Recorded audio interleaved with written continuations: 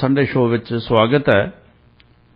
असी साडे आखिरी पड़ाव अंतरराष्ट्री मामले दे विच दाखिल होण जा रहे हैं। अंतरराष्ट्री मामले दे विच गिल साहब जिहड़े मैं जानना चाहुंदा सी कि जिहड़े व्लादिमीर ज़ेलेंस्की ने यूक्रेन दे राष्ट्रपति उन्हां दी हुण कनेडा फेरी हुई है जी, और इस तो पहला वो अमेरिका जाके आए है और उत्थे उन्हां नूं वो कि रिस्पॉन्स जो हुण तक मिलदा रहा वो नहीं मिलिया सी। कनेडा च आके थोड़ा जिहा ज़्यादा प्रभाव पिया जी। भाम साहब जिहड़ी इस बहुत बड़ी महत्वपूर्ण अनाउंसमेंट इस फेरी ते कीती है। लिबरल गवर्नमेंट ने जिहड़े $650 मिलियन जिहड़े मिलिटरी एड दे विच जी वो यूक्रेन नूं देण दा वादा कीता है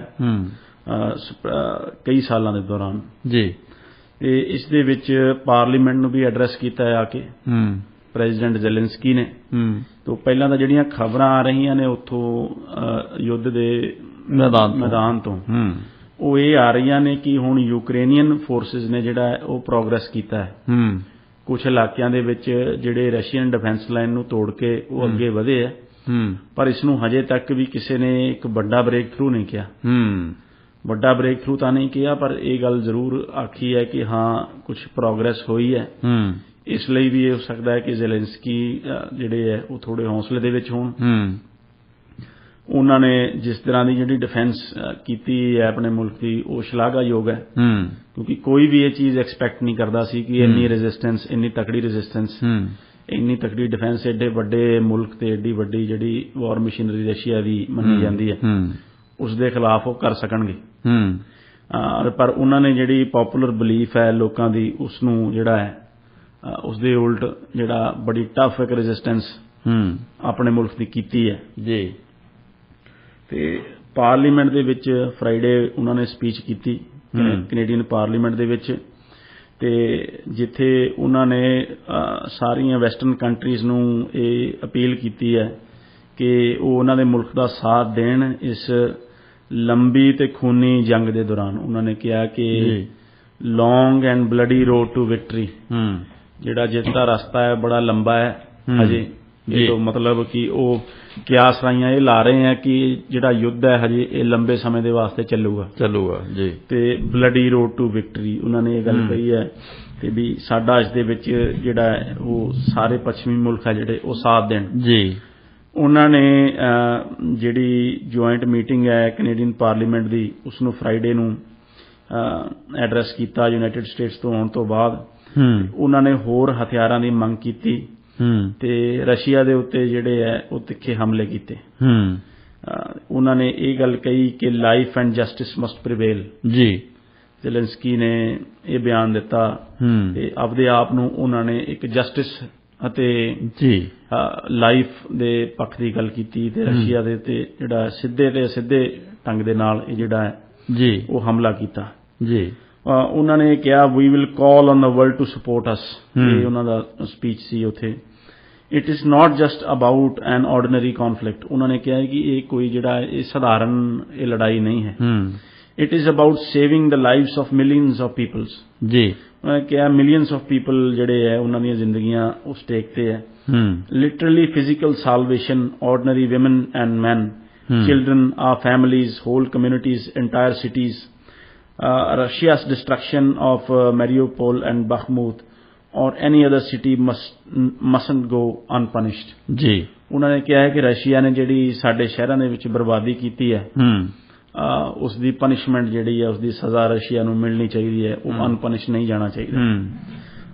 उत्थे भाम साहब गैलरी दे विच बहुत सारे जिहड़े यूक्रेनियन रेफ्यूजी भी सी जी।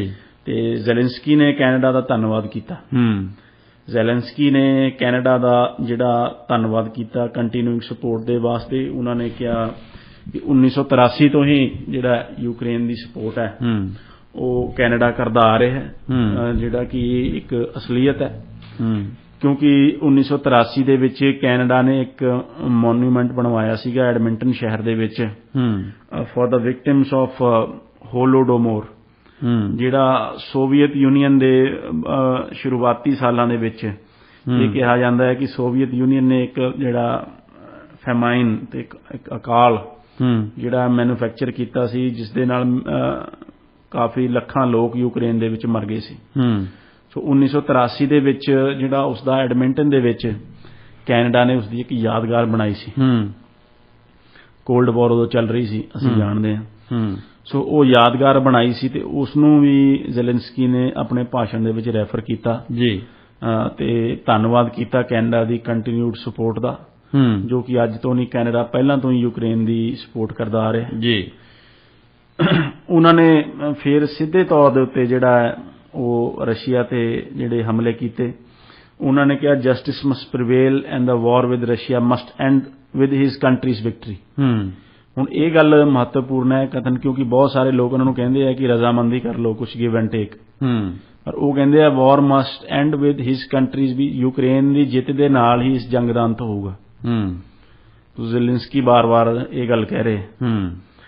ਸੋ ਉਹਨਾਂ ਨੇ ਕਿਹਾ Moscow now as always is bent on controlling Ukraine and makes use of all available means to do that including genocide. ਉਹਨਾਂ ਨੇ ਰਸ਼ੀਆ ਦੇ ਉੱਤੇ ਜਿਹੜਾ ਹੈ ਉਹ ਜੈਨੋਸਾਈਡ ਕਰਨ ਦਾ ਯੂਕਰੇਨੀਅਨ ਲੋਕਾਂ ਦਾ ਉਹ ਇਲਜ਼ਾਮ ਲਗਾਇਆ।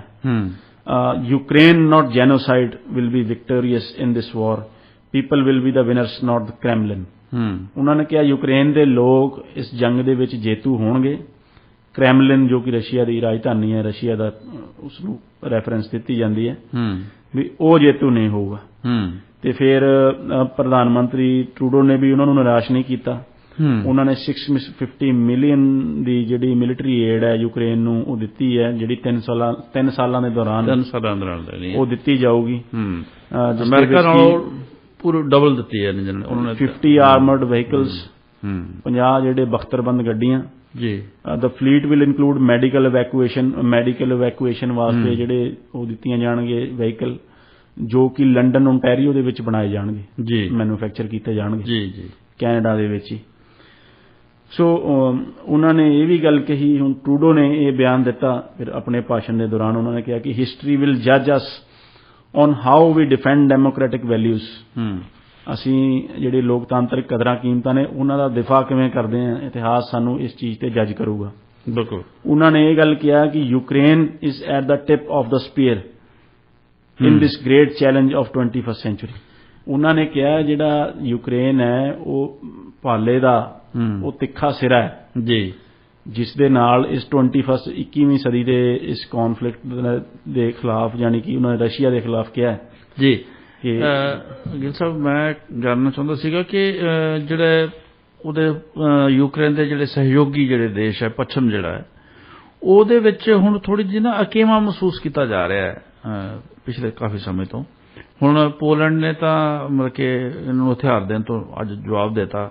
ਉਹ ਕਹਿੰਦੇ ਵੀ ਅਸੀਂ ਹਥਿਆਰ ਜਿਹੜਾ ਯੂਕਰੇਨ ਨੂੰ ਨਹੀਂ ਦੇਣੇ। ਉਹਨਾਂ ਨੇ ਆਪਦੀ ਸਮੱਸਿਆ ਦੱਸੀ ਹੈ ਕਿ ਇਸ ਕਣਕ ਜਿਹੜੀ ਹੈ ਯੂਕਰੇਨ ਉਹਦੇ ਦੇਸ਼ 'ਚ ਭੇਜ ਰਿਹਾ। ਉਹ ਕਹਿੰਦੇ ਸਾਡਾ ਵਪਾਰ ਜਿਹੜਾ ਹੈ ਉਹਦੀ ਐਸੀ ਕਿਤੇ ਐਸੀ ਹੋ ਗਈ ਜੀ।